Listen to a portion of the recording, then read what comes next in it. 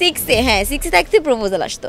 আমি স্কুলে যাচ্ছি আমার বোরকা ধরে টানতেছে, এত বেশি নিজের প্রতি একটা গিল্টি আসতো না, আমার মনে হতো যে আমার এই ফেসটা যদি আমি নষ্ট করে ফেলতে পারতাম তাহলে হয়তো বা আমি মনে শান্তি পেতাম, আমাকে কেউ বিরক্ত করতো না, কেউ পছন্দ করতো না। তো ঢাকাতে যখন চলে আসি একদম শুধুমাত্র বাস ভাড়ার টাকাটুকু নিয়ে আমি আসছিলাম। কোনো সময় যাচ্ছে যখন আমি না খেয়ে কাটাচ্ছি, তো মায়ের কথা মনে পড়লে আমি অনেক কান্না করি, ফোন করে কান্না করি। না, সবার ফার্স্টে আমি মিনার কার্টুনটা ভয়েসটা দেখি, যে অ্যাকচুয়ালি আমি একদিন বসে বসে টিভির সামনে বসে পানি খাইতেছিলাম, তখন আমি খেয়াল করি আমি হঠাৎ করে কার্টুন চলতেছে টিভিতে, তো আমি না ওর ডায়লগটা বলে ফেলছি। তো বলার পরে আমার ভাগ্নি সে আমাকে বলতেছে যে ও মা তুমি কার্টুনের মতো কথা বলো, তোমার ভয়েসটা ওর মতো সেম টু সেম। ডায়লগটা ছিল ফার্স্ট ডায়লগ যেটা ছিল, এটাতে মিনা বলে, ও রাজু, স্কুল আমার অনেক ভালো লাগে, তোমার ভালো লাগে না মিঠু? তারপরে মিঠু আবার বলে স্কুল। তো ফার্স্ট এই ভয়েসটা আমি শিখছিলাম, আমি এটা বলে ফেলি, দুইটা একসাথেই বলি, রাজুর এবং মিঠুর এবং মিনার ভয়েস দুইটা একসাথেই বলি। তো এখান থেকেই ফার্স্ট জার্নি শুরু। রিয়েকশনটা আমার আম্মুর রিয়েকশন, আম্মু তো ফার্স্টে অতটা কেয়ারলি নিত না, আম্মু বলতো এরা সবসময় এমনই করে, কি জানি এত বড় হয়ে গেছে তারপরে বাচ্চাদের মতো ব্যবহার করে, আচরণ জীবনেও কখনো বড় হবে না। তা আম্মু ফার্স্টে জিনিসটাকে এতটা সিরিয়াসলি নেয় নাই, কেউই অতটা সিরিয়াসলি নেয়, ভাবছে যে হয়তো বা শখের বসে বলে ফেলছি, বাট এইটা নিয়ে যে আমার এত দূর আসবে, আমার ক্যারিয়ার হবে, এইটা কারো কল্পনা ছিল না। এরপরে আমি ওইটা ভয়েস দেওয়ার পরে আস্তে আস্তে মিনা আমি কার্টুনগুলো দেখি, ভয়েসগুলো শুনি, তারপর ওই যে কার্টুনে যতগুলো ভয়েস, যেমন আমি মিনা রাজুর গিয়ে অলরেডি 6 থেকে 7টা ক্যারেক্টারের ভয়েস দিতে পারি। তারপরে ডোরেমনের দিতে পারি অনেকগুলো ক্যারেক্টার, ডোরেমনটা। তারপর একটা ক্যারেক্টার আছে পোকেমন কার্টুনের, ওটাতে পিকাচু থাকে, ওই ভয়েসটা আমি তারপরে শিখি, ওটাতে বলে Pika Pika Pika Pika Pikachu Pikachu Pika, এইটা শিখছি। তারপরে আমার ডোরেমনের ভয়েস শেখা শুরু হয়, এভাবে করতে করতে অনেকগুলো কার্টুনের ভয়েস শিখি। হ্যাঁ, আমি সবার ফ্রেন্ড সার্কেল শুনতো, অনেক মজা করতো, অনেক সময় ব্যঙ্গও করতো, চেতাইতো আমাকে। বাট আমার ফার্স্ট স্টেজ পারফরমেন্স হয় আমার কলেজ থেকে, কুর্মিটোলা হাই স্কুল অ্যান্ড কলেজে। আমি ফার্স্ট টাইম একটা প্রোগ্রামে ওই সময় আমি ভয়েস দিই, তো এখান থেকে সবাই আমার ভয়েসগুলো অনেক বেশি পছন্দ করে, টিচাররাও অনেক বেশি অ্যাপ্রিসিয়েট করে। তো ওই যে টিচারদের অ্যাপ্রিসিয়েট পাওয়ার পরে আমি আরও বেশি আগ্রহী হই যে না, আমার কিছু করতেই হবে, আমার ট্যালেন্ট আমার কাজে লাগাতেই হবে। আরও একটা আপনার গল্প আছে যে আপনি বরিশাল থেকে আসলে ঢাকায় চলে এসেছিলেন, মানে আমরা সেই গল্পটা একটু জানতে চাই যে আসলে কেন। আচ্ছা, বরিশাল থেকে ঢাকাতে চলে আসার যে জার্নিটা, আমার বরিশালে কিছু একটা পাস্ট ছিল, ডার্ক সাইড, যেটা আমি যখন বরিশালে ছিলাম ক্লাস 6, 7 এবং 8, 3 বছর আমি বরিশালে ছিলাম। তো বরিশালে থাকাকালীন আমার কিছু প্রবলেম ফেস করতে হয়, যেহেতু আমার ফ্যামিলিতে কোনো পুরুষ ওই সময় উপস্থিত ছিল না বরিশালে, বিকজ বাবার বিজনেস ছিল নারায়ণগঞ্জে। তো বাবার দাদু নারায়ণগঞ্জে ছিল, আমি, আমার আম্মু, আমার দাদি, আমরা 3 জন বরিশালে ছিলাম। তো ওই সময় হয় কি যে ঢাকার পরিবেশ আর আমাদের গ্রামের পরিবেশটা একটু আলাদা। আমরা ঢাকার মেয়েরা যখন গ্রামে যাব, ওখানকার পরিবেশের সাথে মানায় নিতে আমাদের একটু সময় লাগবে, আবার গ্রামের মানুষ ঢাকাতে আসতে একটু সময় লাগবে। তো আমি একটু এরকম ছিলাম, তার উপর একটু চঞ্চল প্রকৃতির। তো মানুষজন আমাকে মানায় নিতে পারেনি। তো আমার অনেক বেশি প্রপোজাল আসতো, আর তখন আমি ক্লাস 6-এ পড়ি, লাইক রিলেশনশিপটা কিছুই বুঝি না, কিন্তু গ্রামের ছেলেপেলেরা একটু বেশি পাকনা প্রকৃতির হয়ে থাকে। 6-এ থাকতে প্রপোজাল আসতো, তো আমি রিজেক্ট করে দিতাম, বিকজ আমি এগুলো একদমই পছন্দ করতাম না ওই সময়। কারণ দুষ্টামি করা, খেলাধুলা, বাচ্চাদের মতো দৌড়াদৌড়ি, এগুলোর ভিতরেই সারাক্ষণ থাকতাম। 6-এ থাকতো আমি। তো রিজেক্ট করার পরে ওদের আমার প্রতি ক্ষোভটা বাড়ে, তো ওরা আমাকে প্রায় সময় অনেক বেশি পরিমাণে জ্বালাতন করতো, ইফটিজিং করতো, রাস্তাঘাটে বিরক্ত করতো। এমনও সময় গেছে যে আমি স্কুলে যাচ্ছি আমার বোরকা ধরে টানতেছে, যেহেতু গ্রামের মানুষ পছন্দ করে মেয়ে যেন পর্দাশীল থাকে বা একটু পরিপাটিভাবে চলাফেরা করে, তো সেই জন্য আমি ওদের মতো মানায় নেওয়ার জন্য আমি বোরকা পরা শুরু করি, যেন আমি গ্রামের মানুষের সাথে মেনটেন করতে পারি। বাট তারপরও এটা থেকে আমি রেহাই পাই নাই। আমার বোরকা ধরে টানাটানি করতো, হিজাব টেনে খুলে ফেলতো, অনেক সময় যে আমার সামনে থেকে যাইতো, আমাকে স্কেল দিয়ে একটা বাড়ি দিয়ে যাইতো, অনেক নানাভাবে ব্যঙ্গ করতো। তো গ্রামের যারা মুরব্বীরা, তাদের কাছে বলতে গেলেও তারা অতটা কেয়ার করতো না। আছে না, গ্রামের একটা প্রথা আছে যে মেয়ে মানুষের দোষ না থাকলে কি ছেলেরা এমনি বিরক্ত করে, এটা আমাদের বর্তমানে এখনও অনেক গ্রামে চলে। তো আমার এটা ফেস করতে হয়েছে। যখন গ্রামে মুরব্বীদের কাছে বলছি তখন মুরব্বীরা বলছে যে ঠিক হয়ে যাবে, ঠিক হয়ে যাবে। বাট আমার কিছুই ঠিক হয় নাই। ফ্যামিলিকে বলছি, ফ্যামিলি অতটা কেয়ার করে নাই ফার্স্টে। আম্মু বলছে ঠিক হয়ে যাবে, কিছুদিন চুপ থাকলে ওরা নিজেরাই ঠান্ডা হয়ে যাবে। বাট টানা 3 বছর পর্যন্ত আমার এগুলোই সহ্য করতে হয়েছে। এমনভাবে আমাকে ব্যঙ্গ করা হয়েছে, আমাকে ইফটিজিং করা হয়েছে। ভাই, আমার জায়গাতে যদি কোনো মেয়ে থাকতো, এগুলো সহ্য করা যে কতটা টাফ এটা শুধুমাত্র সেই মেয়েটা জানে। এর মধ্যেও আমি প্রায় 3 মাস প্রায় হচ্ছে একটা ঘরে বন্দি ছিলাম। আমি ঘর থেকে বের হতাম না, কারোর সাথে কথা বলতাম না। একটা ডিপ্রেশন, একটা অন্যরকম একটা দুনিয়াতে চলে গেছিলাম। চিল্লাপাল্লা করতাম, ঘর দুয়ারে ভাঙচুর করতাম, অনেক কিছু নষ্ট করে ফেলতাম, একাই করতাম, এরকম কান্নাকাটি করতাম। তো তারপরে আমার বড় বোন যখন গ্রামে আসে তখন সে আমার যে সিচুয়েশনটা এটা নিজের চোখে দেখতে পায় যে অ্যাকচুয়ালি দোষটা আমার না, গ্রামের মানুষের বা অন্য মানুষগুলোর দোষ। তো তখন আমার বড় আপু ডিসাইড করে যে আমার এসএসসি কমপ্লিটের পরে আমাকে আবার ঢাকাতে নিয়ে আসবে। তো এসএসসি এক্সাম পরে ঢাকাতে নিয়ে আসে। ইন্টার ফার্স্ট ইয়ারে আমি ঢাকা কুর্মিটোলাতে ভর্তি হই। তারপরে বড় বোনের কাছে পড়াশোনা করি। তো আমার ফার্স্ট ইয়ার কমপ্লিটের শেষে ফাইনাল এক্সামের পরে আমার বড় বোনের বিয়ে হয়ে যায়। তো বিয়ের কারণে হচ্ছে আমাকে হচ্ছে আবারও গ্রামে পাঠিয়ে দেওয়ার ডিসিশন নেওয়া হয় আম্মুর কাছে। কিন্তু ওই যে ডার্ক সাইডটা পার করে আমি আসছি আমার লাইফ থেকে, আমি চাচ্ছি না আমি ওখানে আবার কোনো দিন ফেরত যাই। ঠিক আছে, আমি কখনোই ওখানে ফেরত যেতে চাচ্ছি না। তার মধ্যে এত সময়টা, যে এই সময়টার মধ্যে যে ভয়েস আর্টিস্ট হওয়ার যে ইচ্ছা, আকাঙ্ক্ষা, স্বপ্ন, এটা আমার মধ্যে এত বেশি হয়ে যায় যে আমি না আমার ক্যারিয়ারে অন্য কিছু নিয়ে ভাবতে পারছি। তো বাবাকে আমি অনেক বুঝাই যে আব্বু আমার এটা নিয়ে ক্যারিয়ার করবো, বড় বোনকেও বুঝাই। কিন্তু হচ্ছে তাদের একটা কথা ছিল, এটা নর্মালি স্বাভাবিক বিষয় যে প্রত্যেকটা ফ্যামিলি চাইবে যে তার সন্তান যেন একটা ভালো পর্যায়ে যায়, পড়াশোনা করে নিজের একটা ভালো ক্যারিয়ার করে। বাট আমি হচ্ছে কি ভয়েস আর্টিস্টটা নিয়ে আমার ক্যারিয়ার করতে চাচ্ছিলাম। তো অনেক সময় ডিমোটিভেট হয়েছি অনেক। যেমন অনেকে বলে যে এটা নিয়ে কোনো ক্যারিয়ার নাই, আবার 80% মানুষ বলে যে না, তুমি চালায়া যাও, পারবা, তোমার ট্যালেন্ট আছে। তো ফ্যামিলিকে অনেক বুঝাইতে যখন দেখি যে না, তারা বুঝতেছে না, তো তখন আমি ডিসিশন নেই। যখন আমাকে গ্রামে পাঠিয়ে দেওয়া হয় তখন আমি ডিসিশন নিই যে আমি সব কিছু ছেড়ে চলে আসবো। হ্যাঁ, নিজের ক্যারিয়ারটা আমি নিজেই করব। আমি দেখায় দিব যে না, অ্যাজ এ ভয়েস আর্টিস্টও ক্যারিয়ার আছে, আর যার নিজের স্বপ্ন পূরণ করার রাইটস আছে, নিজের স্বপ্নটাকে দিয়েই কিছু করতে পারবে, লাইফে সাকসেস আনতে পারবে। তো আমি এই ডিসিশন নিয়ে আমি চলে আসি। তো ঢাকাতে যখন চলে আসি, একদম শুধুমাত্র বাস ভাড়ার টাকাটুকু নিয়ে আমি আসছিলাম। যখন আমি আসছি আমার পকেটে কোনো টাকা ছিল না, সামান্য বাস ভাড়ার টাকাটা নিয়ে আমি ঢাকা পর্যন্ত পৌঁছাই। তারপরে আমার কাছে মেবি 1000 টাকার মতো ছিল। গ্রাম থেকে এখানে আসতে তো অনেক টাকাই প্রয়োজন হয়। তো ওই টাকাটা নিয়ে আমি এ পর্যন্ত আসি। আসার পরে আমি কি করব, কোথায় থাকব? তো আমার একটা কাজিন, আমার একটা বোন, তো বোন হচ্ছে মহিলা হোস্টেলে থাকতো। তো আমি আমার বোনের বাসা হোস্টেলে, ওই হোস্টেলে আমি 2 দিন থাকি। তারপর আমি কি করব, অনেক বন্ধু বান্ধবের কাছে হেল্প চাই। বাট ওই সময়টাতে দেখি যে আমার কাছে কেউ নাই, আমার কোনো ফ্রেন্ড সার্কেল নাই, আমার বন্ধু বান্ধব বলতে কেউ আমার পাশে ছিল না। আমি কারোর সাথে কন্ট্যাক্ট করতে পারি না, টোটালি হচ্ছে সবাই আমার কাছ থেকে দূরে চলে গেছে। তো আমি এতটা অসহায় হয়ে পড়ছি যেটা হচ্ছে বলার মতো না। তো আমি কিভাবে যেন আমার ওই বান্ধবীকে কল করে ওর সাথে আমার কন্ট্যাক্ট হয়।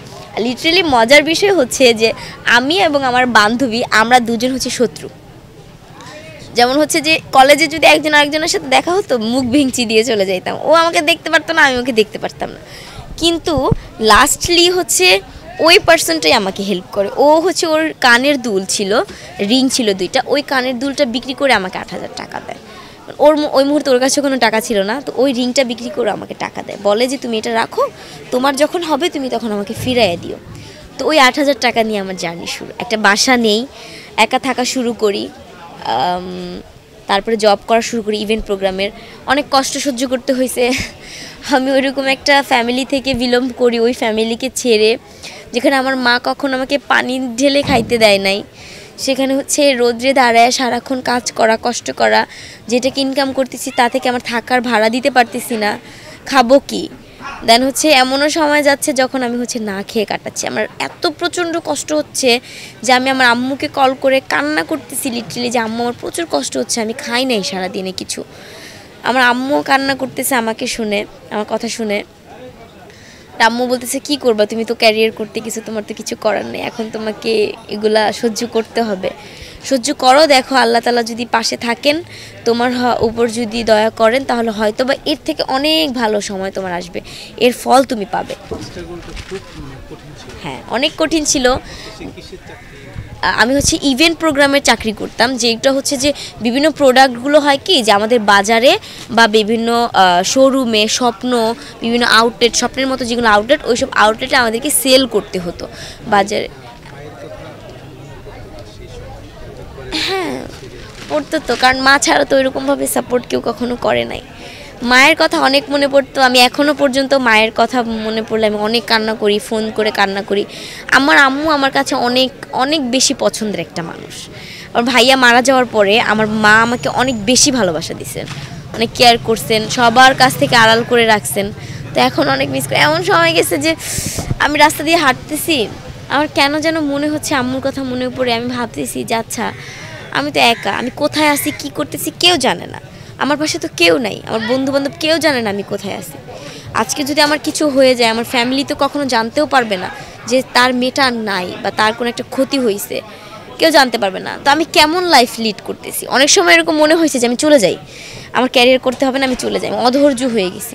তারপর আবার নিজেকে শান্ত করে বুঝাইছি যে না, আসছি যখন করেই যাব কিছু। এই যে গ্রামে একটা একটা সমস্যার মধ্যে ছিলেন, ঢাকায় এসে ওই ভয়টা কাজ করে না, ঢাকায় এসে আমার এই ভয়টা কাজ করছে, বাট হচ্ছে আমার এরকম কোনো প্রবলেম ফেস করতে হয় নাই। ঢাকাতে আসার পর অনেকবার এরকম মনে হয়েছে যে সবাই বলতো যে একা একা থাকো, কষ্ট হয়, যদি তোমার কোনো ক্ষতি হয়েছে তখন তুমি কি করবা, কি তোমাকে কে দেখবে, কার কাছে তুমি হেল্প চাইবে, এখানে তো তোমাকে হেল্প করার মতো কেউ নাই। তো তখন হচ্ছে গিয়ে ভাবতাম, কিন্তু এখনও পর্যন্ত আমার ওরকম কোনো প্রবলেম ফেস করতে হয়নি। একটা সময় অনেক বেশি যখন আমি ইফটিজিংটা সহ্য করি, তখন আমি আসলে একটা সময় না, আমি আয়নার সামনে দাঁড়ায়া আমি চিন্তা করতাম কেন আমাকে কেন বানানো হয়েছে এরকম। আমি প্রচুর কান্না করতাম, নিজের দিকে তাকায় থাকতাম আর অন্যবরত আমি আয়নার দিকে তাকায় কান্না করতাম আর ভাবতাম যে আমাকেও আর 4-5টা মেয়ের মতো কুৎসিত বানাইতো, তাহলে আল্লাহ হয়তো ভালো হইতো। আমি বলছি না যে আমি আহামরি সুন্দরী, আমিও বুঝি না, মাঝে মাঝে আমার আম্মু আমাকে বলে কি দেখা পোলারা তোরে পছন্দ করে। আমার আম্মু বরিশালের ভাষায় কথা বলে সবসময় আমার সাথে, আর আম্মু অনেক ইন্টারেস্টিং একটা পার্সন। তা আম্মু বলে কি যে বুঝি না, আমার এই মেয়ে যে এত জিদ্দি, এত বদমেজাজি, চেহারাও তো বেশি আহামরি না, কেন যে ছেলের ওর পিছে এত ঘুরে। হ্যাঁ, আমিও মাঝে মাঝে এই কথাটা ভাবতাম। তো আমিও ভাবছি যে মানে এত বেশি নিজের প্রতি একটা গিল্টি আসতো না, আমার মনে হতো যে আমার এই ফেসটা যদি আমি নষ্ট করে ফেলতে পারতাম, তাহলে হয়তো বা আমি মনে শান্তি পেতাম, আমাকে কেউ বিরক্ত করতো না, কেউ পছন্দ করতো না, হয়তো তখন সবাই আমাকে ভালোবাসতো। সর্বশেষ এই যে ঢাকায় এসে মানে সফলতা কতটুকু পেলেন, কি পেলেন? আলহামদুলিল্লাহ, অনেক বেশি সফলতা পাইছি। আমি হচ্ছে গিয়ে আমার ক্যারিয়ারটা হচ্ছে শুরু হয়েছে প্রায় সম্পূর্ণভাবে যে ক্যারিয়ারটা সফলতাটা, এটা আমার শুরু হয়েছে 2 থেকে 3 মাস হয়েছে মাত্র আমার ক্যারিয়ারের শুরু। এই শুরুতেই আমি যতটুকু পাইছি এটা আমার জন্য অনেক বেশি। একটা সময় যেখানে আমার চলতে কষ্ট হইতো, এখন আমি totally event program, face painting, voice artist কাজ, বিভিন্ন কাজ, সবগুলো কাজ করে আমার প্রতি মাসে কম হলেও 50 থেকে 60 হাজার টাকার বেশি আমার ইয়ার্নিং হচ্ছে, কখনো এর থেকে বেশিও হয়। তো আল্লাহর রহমতে অনেক অনেক ভালো আছি, ফ্যামিলিকেও দেখতে পারছি। বর্তমানে আমার একটা বান্ধবী আছে, ও জব পাচ্ছে না, তাই জন্য ওকেও চালাচ্ছি, ওর সম্পূর্ণ খরচ দিচ্ছি। আর একটা গরিব ফ্যামিলি আছে যাদেরও হচ্ছে একটু চলতে প্রবলেম হয়, কারণ তার হচ্ছে 4টা মেয়ে একসাথে, তো 4টা মেয়েকে পড়াশোনা করায়, তো যার জন্য তাকেও আমি টুকটাক হেল্প করার চেষ্টা করি যতটুকু আমার সামর্থ্যে আছে, তো করতেছি। এই যে বাবা মা সাপোর্ট করতো না, বাড়ি থেকে চলে আসতেন, তাহলে এখন ফ্যামিলি কি বলছে? এখন আম্মু বলে উফ তোমাকে দেখলে এখন অনেক ভালো লাগে, অনেক প্রাউড ফিল করি। বাবা মা সবাই, ফ্যামিলি মেম্বার সবাই এখন যথেষ্ট প্রাউড ফিল করতেছে আমাকে নিয়ে। আর সবথেকে ইন্টারেস্টিং বিষয় যেটা, সেটা হচ্ছে যে আমাকে নিয়ে যে মানুষগুলো এতটা ইফটিজিং করছে, আমাকে এতটা টর্চার করছে, সেই মানুষগুলাই এখন আমার আম্মুকে আইসা বলতেছে আপনার মেয়ে তো অনেক দূর আগায় গেছে, লাইফে তো বহুত কিছু করতে পারবে। মেয়েকে দেখে তো আমাদের গ্রামের মেয়ে, আমাদের দেখলে তো খুব ভালোই লাগে যে আমাদের গ্রামের একটা মেয়ে এখন এত সফলতা পাইছে। আমার আম্মু কথাগুলো শুনলে হাসে, বলে আমাকে যে এই পার্সনগুলোই একটা সময় আমার মেয়েকে কতটা টর্চার করছে, মেন্টালিভাবে প্রেশার দিছে। আমার মেয়ে ডিপ্রেশনে চলে গিয়ে পাগলের মতো কান্না করছে, পাগল হয়ে গেছিল, বলতে গেলে সাইকো টাইপ হয়ে গেছিল, আর তারা এখন সাপোর্ট করতেছে। এখন এই বিষয়গুলো যখন আমি মনে করি, ফিল করি, আমার নিজেরই ভালো লাগে। আমি মনে করি যে আমার সাকসেসটা তাদের জন্য একটা শিক্ষা। আর প্রত্যেকটা মেয়েকেই বলবো যে কেউ ইফটিজিং করতেছে, কষ্ট দিচ্ছে, আর তোমার প্রবলেম হচ্ছে এগুলো পার করতে। এখন অনেক মেয়েরা আছে কি যে এগুলো সহ্য করতে না পেরে সুইসাইড করে, হচ্ছে অ্যাভেলেবেল। না, একদমই না, এই কাজটা ভুলেও করবো না। তোমার যোগ্যতা দিয়ে তুমি তোমার যেটা স্বপ্ন ওইটাকে পূরণ করে নিজের লাইফে সাকসেস আনো। যারা তোমাকে কষ্ট দিচ্ছে, যারা তোমাকে ইফটিজিং করতেছে, কটু কথা বলতেছে, তারাই তোমাকে নিয়ে দেখবে একটা সময় প্রাউড ফিল করবে, তোমাকে নিয়ে বাহবা দিবে। কেননা আমি মনে করি যে বারবার বলার চেয়ে শোনা ভালো। আর জবাবের মতো জবাব যদি হয় তাহলে একটা কথা আর একটা কর্মই যথেষ্ট। তো যেটা করবা সেটা মন থেকে করো। এই যে মরে যাব, হ্যান করব, ত্যান করবো, এগুলো করে লাভ নাই। ওই যারা খারাপ বলতেছে তারাই তোমাকে ভালো বলবে সাকসেসের পরে। এই ভয়েস দিয়ে আপনারা যে ভয়েস দিয়ে এই ভয়েস দিয়ে আপনি কত করে এগিয়ে যেতে চান? এই আমি তো নর্মালি হচ্ছে গিয়ে বিভিন্ন কার্টুনে, ফেরি টেলসে ভয়েস দিচ্ছি, বিভিন্ন অ্যাডভার্টাইজমেন্টে কাজ করতেছি। তো আমার ইচ্ছা আছে যে আমার নতুন নতুন বাংলাদেশে কার্টুন লঞ্চ হলে বিভিন্ন নতুন কার্টুনে আমি ভয়েস দিব। প্লাস হচ্ছে আমার নিজেরও কার্টুন বানানোর ইচ্ছা আছে। আর আমি নিজের যে লাইফ স্টোরিটা, এই লাইফ স্টোরিটা নিয়ে একটা গল্প বানাতে চাই। আমি চাই যে আমার লাইফ স্টোরিটা পড়ে প্রত্যেকটা মেয়ে ইন্সপায়ার্ড হোক। যারা ভয় পেয়ে থাকে যে মানুষ কি বলবে, আমি যদি এটা করি আমাকে মানুষ কি বলবে, এই মানুষ কি বলবে কথাটা সাইডে রাখা আমি কি পারি এটা আমি করব, এই জিনিসটা যেন তারা বুঝতে পারে, তারা যেন নিজের স্বপ্নটা পূরণ করতে পারে ভয় না পায়া। এই জন্য চাই যে আমি আমার লাইফ স্টোরিটাকে নিয়ে একটা স্টোরি মেক করতে, কিছু একটা করতে। আর বর্তমানে বাংলাদেশের বিভিন্ন জায়গা থেকে অনেক কাজের জন্য অফার আসতেছে, এবং কি বাংলাদেশের বাহিরেও বিভিন্ন কাজের জন্য অফার আসতেছে। আল্লাহর রহমতে ক্যারিয়ার অনেকটা বেশি। এই 8-9 মাসে আমি আমার লাইফে এত কিছু পাইছি, এতটা সাকসেস পাইছি, এটা তো আমার জন্য অনেক বেশি। কারণ একটা মেয়ের পক্ষে 8টা মাসে একা স্ট্রাগল করে এত দূর পৌঁছানোটা খুব বড় একটা বিষয়। আমি মনে করি যে যেটা করছি মোটামুটি ভালো। দর্শকদের উদ্দেশ্যে আমি যেটা বলবো যে আমাদের অনেক বাবা মারা আছে যেটা হচ্ছে তারা তার সন্তানদের উপরে না নিজের একটা ইচ্ছা চাপায় দেয় যে তোমাকে ডক্টর হতে হবে, পাইলট হতে হবে, লয়ার হতে হবে। কিন্তু তাদের যে ইচ্ছাটা তারা কি চাচ্ছে এটা কখনো প্যারেন্টসরা কিন্তু দেখতে যায় না।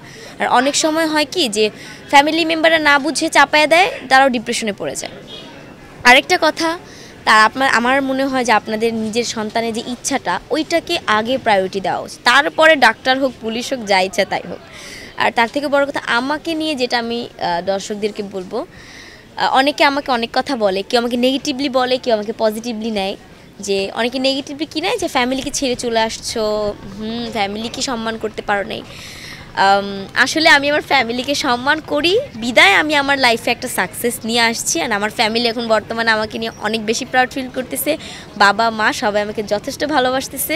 তো এটা নিয়ে আমার কোনো আফসোস নাই যে আমি আমার ফ্যামিলিকে ছেড়ে এসে এখানে কষ্ট করছি, স্ট্রাগল করছি। আমি যেটা পাইছি এটা আমার জন্য অনেক কিছু, ভালো খারাপ সবই আছে। আমাকে পছন্দ করার মানুষও আছে, আবার আমাকে নিয়ে কটু কথা বলার মানুষও আছে। আমি চাই যে যারা কটু কথা বলতেছে এই কটু কথাটাকে সাইডে ফালায় না দিয়া এই কটু কথাটাকে আমি আমার লাইফে নিয়ে এই কটু কথাটা দিয়ে শিক্ষা পাইতে আর আরও ভালো কিছু করতে। আপনারা সমস্যা নাই, সাপোর্টও করবেন, আবার আমাকে ডিমোটিভেটও করবেন, সমস্যা নাই। ডিমোটিভেট যত করবেন তত কিন্তু আমি আরও সাহস পাবো নিজের মধ্যে। আর বাকি দর্শকদেরকে বলবো যারা আমাকে অনেক সাপোর্ট করতেছে, আমি অনেক মানুষের ভালোবাসা পাচ্ছি, অনেকে রাস্তাঘাটে চলতে ফিরতে অনেকে অনেক ভালোবাসা দিচ্ছে, এর জন্য আপনাদের সবাইকে অনেক অনেক থ্যাংক ইউ, অনেক অনেক ধন্যবাদ। আমি সবাইকে নিয়ে কি বলবো, আর আমার অনেক বেশি আমি সাপোর্ট পাচ্ছি মানুষের। কখনো কখনো তো মানে নিজেকে যখন মানুষ আমাকে এসব বলে আপু আপু বিগ ফ্যান, তোমার কথাগুলো শুনলে অনেক ভালো লাগে, ছোটোবেলার কথা মনে পড়ে যায়, মিনার কথা মনে পড়ে যায়, তখন ভালো লাগে যে না আমি মানুষদেরকে নিজের যে ট্যালেন্ট এইটা দিয়ে মানুষের ছোট্ট যে ছোটোবেলার মুহূর্তগুলো, এই মুমেন্টগুলো আমি তাদেরকে মনে করাইতে পারতেছি। এটা আমার জন্য অনেক বড় কিছু। সবাই আমার জন্য দোয়া করবেন এবং ভালো থাকবেন, সুস্থ থাকবেন আর পাশে থাকবেন ভোরের পাতার।